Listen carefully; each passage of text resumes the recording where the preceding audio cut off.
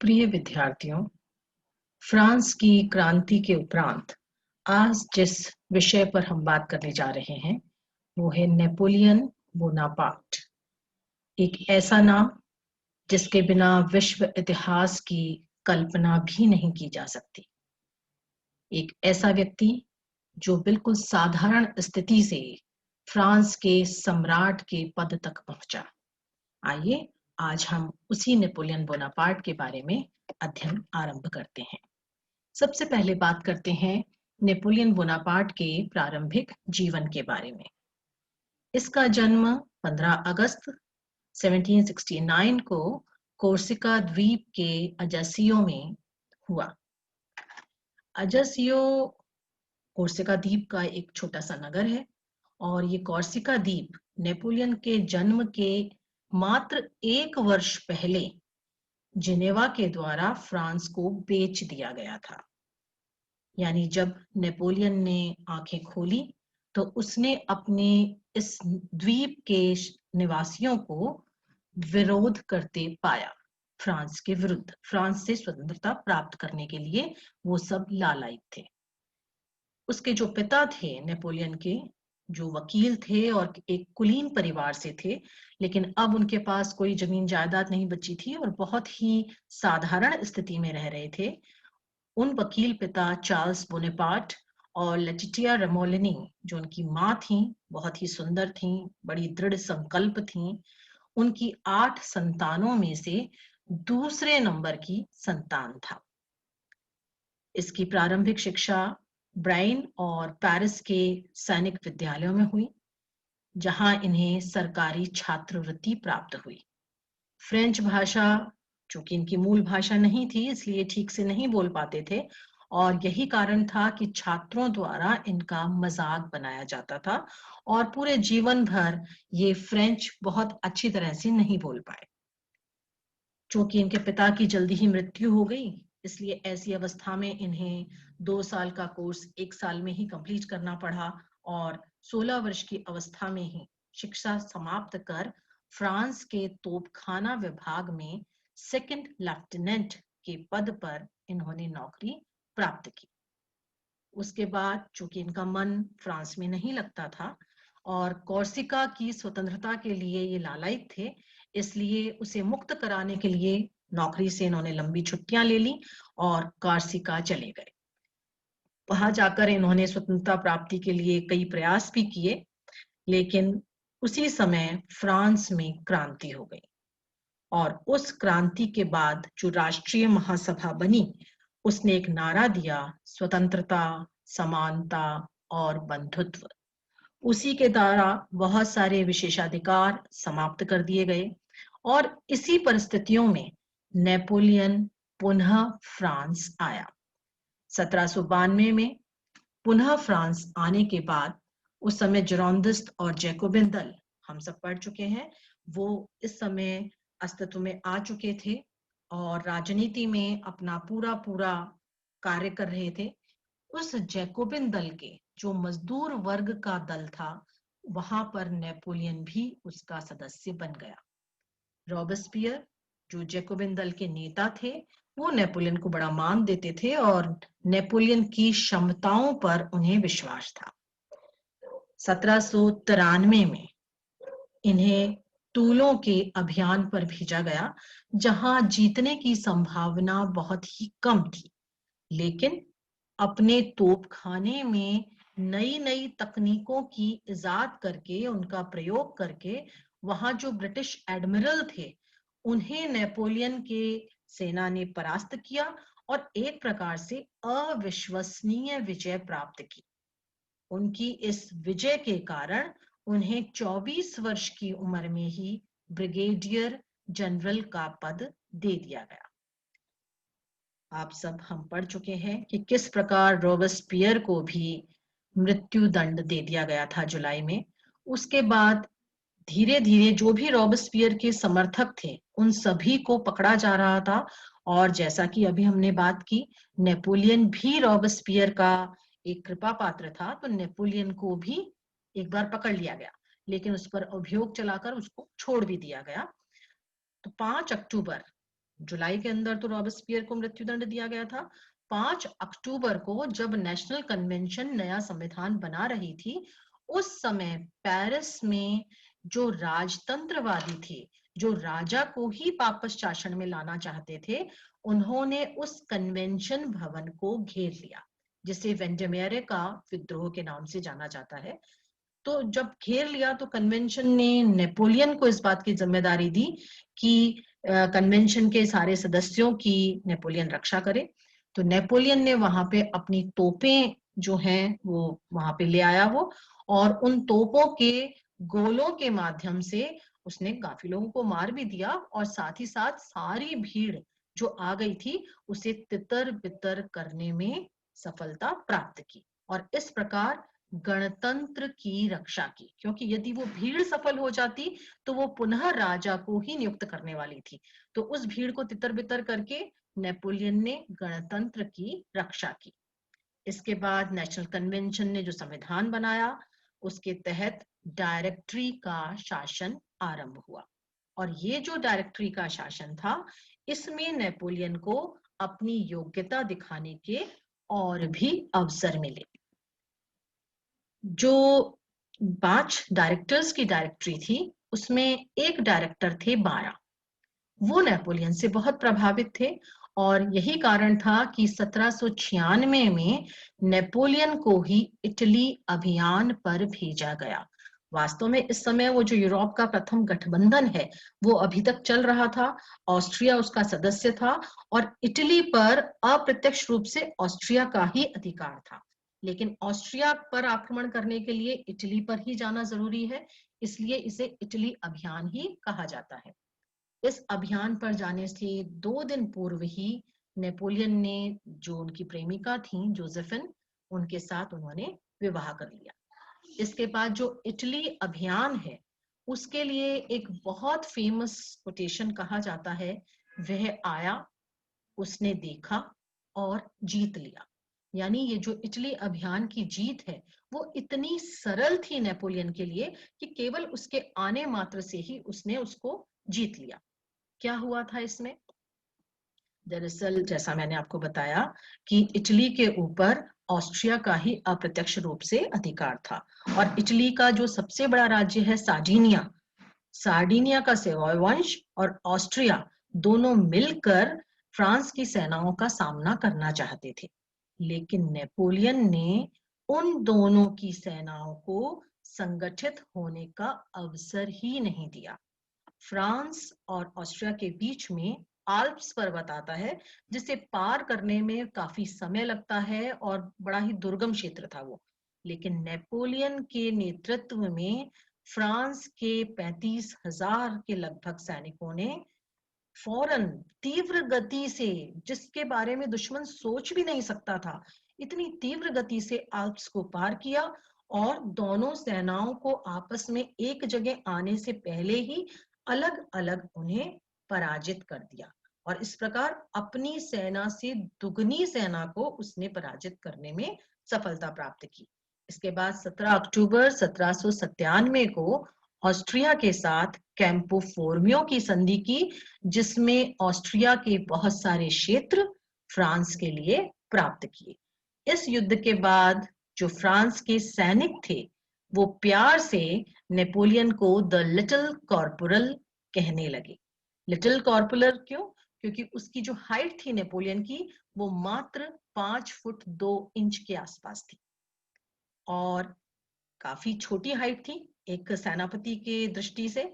लेकिन जो उसने सफलता प्राप्त की, उसके कारण सभी सैनिकों ने उस पे अपना विश्वास जाहिर किया, और उसे उपाधि भी थी द लिटिल कॉर्पोरल।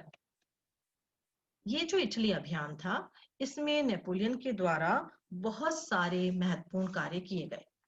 जैसे इटली के जो छोटे छोटे राज्य थे उनको जोड़कर उसने सिसलपाइन गणतंत्र और लिगुरियन गणतंत्र की स्थापना की।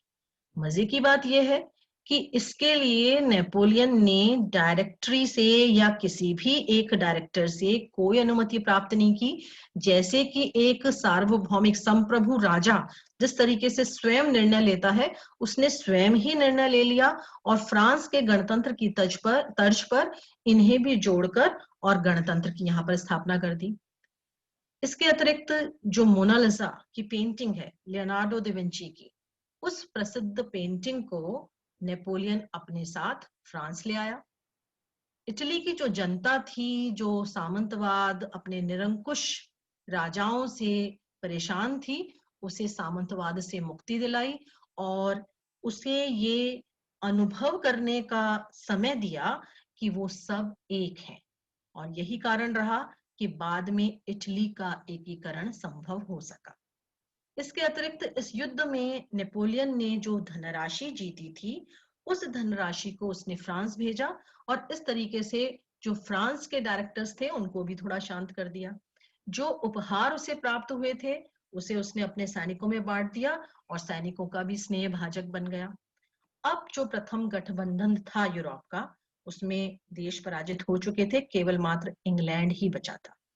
तो डायरेक्टर्स, जो कि अब नेपोलियन की लोकप्रियता बढ़ रही थी, इसलिए चाहते थे कि नेपोलियन फ्रांस से बाहर ही रहे। तो उन्होंने इंग्लैंड जो बचा था उसके विरुद्ध नेपोलियन को पुनः नियुक्त कर दिया कि अब आप इंग्लैंड को भी हराइए। नेपोलियन का एक मानना था कि इंग्लैंड को हम प्रत्यक्ष आक्रमण द्वारा नहीं जीत सकते, क्योंकि आमने सामने आक्रमण करेंगे तो इंग्लैंड की भूमि पर जाकर आक्रमण करना संभव ही नहीं है, क्योंकि बीच में इंग्लिश चैनल है और इंग्लैंड की नौसेना इतनी मजबूत है कि वहां वो सैन्य को आने ही नहीं देगी। दूसरा, आमने सामने करते हैं तो इंग्लैंड की नौसेना से पार पाना बड़ा मुश्किल है। नेपोलियन ये सोचता था कि इंग्लैंड का जो भी बल है वो सब उसके धन के कारण है, और उसका धन कहाँ से आ रहा है? उपनिवेशों से। इसलिए यदि उपनिवेशों से आने वाले धन को रोक दिया जाए तो इंग्लैंड को पराजित किया जा सकता है, ऐसा नेपोलियन का मानना था। तो जब उसको इंग्लैंड के विरुद्ध कहा गया कि भाई इंग्लैंड के विरुद्ध आपको नियुक्त किया जाता है, तो उसने क्या किया? उसने इस योजना के तहत उसने डायरेक्टर्स से ये अनुरोध किया कि उसे मिस्र का अभियान करने की अनुमति दी जाए। मिस्र का अभियान वो क्यों करना चाहता था? क्योंकि उसका ये मानना था कि यदि मिस्र को जीत लिया जाता है तो जो समुद्री मार्ग से इंग्लैंड अपने उपनिवेशों में जाता है या वहां से कोई माल आता है या धन आता है, तो मिस्र के अंदर यदि फ्रांस का आधिपत्य रहता है तो वहां से उस माल को, उन जहाजों को रोका जा सकता है, इंग्लैंड के ऊपर अंकुश लगाया जा सकता है। तो ये योजना उसने डायरेक्टर्स को बताई और अनुमति मांगी। क्योंकि डायरेक्टर्स तो ये चाहते ही थे कि नेपोलियन बाहर ही रहे, तो उन्होंने इसको अनुमति दे दी।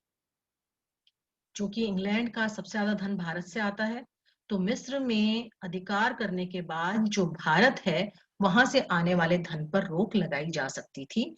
और आपको शायद ज्ञात हो कि नेपोलियन ने, जो यहाँ टीपू सुल्तान थे भारत में, उन्होंने उनसे भी पत्र व्यवहार किया था इस बारे में। हालांकि ये बात बाद में ज्यादा सफल ना हो सकी, सक्सेस ना हो सका, नहीं तो हो सकता है कि भारत की स्वतंत्रता बहुत पहले ही प्राप्त हो जाती। खैर, इंग्लैंड मिस्र की ओर नेपोलियन ने अभियान करना आरंभ किया। 21 जुलाई 1798 को नेपोलियन बचते बचाते मिस्र में पहुंच गया था और वहां उसने पिरामिडों का युद्ध किया, जिसमें मिस्र पे जिनका अधिकार था, मामलुक तुर्कों का, उन्हें बुरी तरह से पराजित किया गया और मिस्र पर अधिकार कर लिया गया। लेकिन ये अधिकार ज्यादा समय तक नहीं रह पाया, क्योंकि जो अंग्रेजी बेड़े उस समय वहां थे सागर में, उनमें एडमिरल नेल्सन थे और उन्होंने नील नदी के युद्ध में नेपोलियन को न केवल शिकस्त दी, न केवल पराजित किया, बल्कि फ्रांस का जो बेड़ा था वो भी अपने अधिकार में कर लिया। इसके बाद वहां से हारकर नेपोलियन लेकिन वापस नहीं लौटा और जनवरी 1799 में उसने सीरिया पर आक्रमण कर दिया। वहां रहते हुए वो फ्रांस की स्थिति पर पूरी तरह से ध्यान रखे हुए था। 21 अगस्त 1799 को उसने अपनी जो बची हुई सेना थी उसे एक अधिकारी को सुपुर्द किया और खुद कुछ विश्वस्त सैनिकों के साथ फ्रांस के लिए रवाना हो गया। उधर 1799 में ही यूरोप के देशों ने फ्रांस के विरुद्ध द्वितीय गठबंधन का निर्माण कर लिया। 18 और 19 नवंबर को जब यहाँ पर आ गया था नेपोलियन, तो उसने एक राज्य विप्लव में डायरेक्टरी का अंत कर दिया और एक नए शासन की स्थापना की, जिसे नाम दिया गया कॉन्सुलेट का शासन। इस कॉन्सुलेट के शासन के अंतर्गत नेपोलियन ने जो प्रावधान किया था, उसने कहा 3 कॉन्सुल्स होंगे जो कार्यपालिका का काम देखेंगे, जिसमें एक तो वह स्वयं होगा नेपोलियन, एक सीए होगा और एक ड्यूके होगा। इनमें जो प्रथम कॉन्सल है नेपोलियन वो होगा और उसके पास जो सबसे ज्यादा अधिकार हैं वो उसके पास रहेंगे। इस तरीके से उसने कॉन्सुलेट के शासन की घोषणा की। अब बात ये आती है कि नेपोलियन जो कि एक सामान्य व्यक्ति था, उसका पहले तो सेनापति के पद तक पहुंचना और उसके बाद शासन हस्तगत कर लेना, और उसके बावजूद भी फ्रांस की जनता का बिल्कुल खामोश रहना, क्योंकि जो डायरेक्टरी थी या उस समय जो व्यवस्थापिका चल रही थी वो सब जनता के द्वारा चुनी गई थी, लेकिन नेपोलियन के द्वारा बंदूक की नोक पर उनसे शासन हस्तगत कर लिया गया, लेकिन फ्रांस की जनता मौन रही। क्या कारण थे नेपोलियन के इस उदय के? तो उसमें हम देखते हैं कि जो फ्रांस की क्रांति थी, उसने सबसे पहले जो घोषणा की थी, जो नारा दिया था, वो था स्वतंत्रता, समानता और बंधुत्व। इसमें जो समानता की बात थी, उसके तहत जो वंशानुगत कुलीनता चल रही थी, जो सामंतवाद चल रहा था, जो विशेषाधिकार चल रहे थे, उनकी समाप्ति कर दी गई थी और बड़े पदों पर योग्यता के आधार पर चयन ये आरंभ कर दिया गया था। और यही कारण था कि जन सामान्य भी आगे बढ़ सका, क्योंकि नेपोलियन तो एक सामान्य सैनिक था, लेकिन चूंकि उसमें योग्यता थी, इसलिए योग्यता के बल पर वो सर्वोच्च पद तक पहुंच सका। इसके अतिरिक्त जो क्रांति के 10 वर्ष हमने पढ़े, 1789 से लेकर 1799 तक, इन 10 वर्षों में जो फ्रांस की हालत थी, अव्यवस्था थी, अराजकता थी, मूल्य वृद्धि हो रही थी, बेरोजगारी थी, भ्रष्टाचार था, इन सब से जनता बहुत परेशान थी और वो चाहती थी कि अब ये अव्यवस्था की स्थिति उसकी समाप्त हो जाए। साथ ही साथ फ्रांस को भी एक ऐसा नायक चाहिए था जो कि फ्रांस को स्थिरता दिला सके। बार बार बदलती हुई सरकारें थी, कितनी सारी सरकारें हमने पढ़ी हैं, तो स्थिरता दिला सके और फ्रांस को विश्व में प्रतिष्ठा भी दिला सके। और ऐसा काम नेपोलियन ने किया, क्योंकि नेपोलियन ने अपने अभियानों में जिस प्रकार की सफलता प्राप्त की, उससे फ्रांस का गांव का हर व्यक्ति नेपोलियन को जानता था। गांव के प्रत्येक व्यक्ति को इस बात का पता नहीं था कि डायरेक्टर कौन है फ्रांस का, लेकिन वो ये पूछता था आने वाले से, जो पेरिस से आता था, कि भाई और नेपोलियन क्या कर रहा है। यानी नेपोलियन के अभियानों के कारण उसकी लोकप्रियता इतनी ज्यादा बढ़ चुकी थी कि फ्रांस के लोगों ने उसे नायक के रूप में स्थापित कर लिया था। मध्य वर्ग भी चाहता था स्थायित्व आ जाए, जो बड़े लोग हैं, कुलीन वर्ग के हैं, उनके अत्याचारों से मुक्ति भी जन सामान्य चाहता था।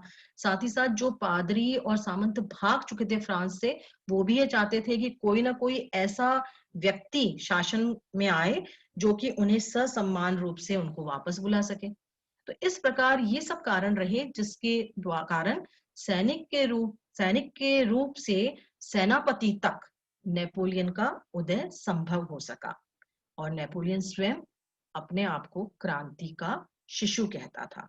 अब जब हम अपनी अगली कक्षा में नेपोलियन के बारे में पढ़ेंगे, तो हम उसके कार्यों का अध्ययन करेंगे और देखेंगे कि नेपोलियन ने जो कहा है कि वो क्रांति का शिशु है, वास्तव में वो कितना वास्तविक है, कितनी बात वो यथार्थ है।